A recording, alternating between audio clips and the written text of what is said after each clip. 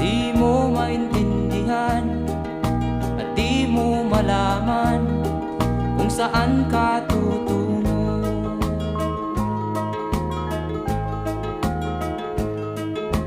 At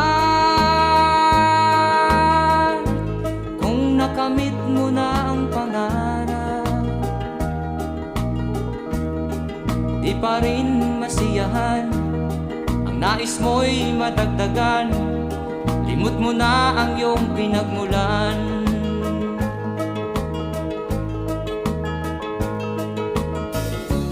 Bakit nga ba ganito? Ang tao'y walang kasiyahan.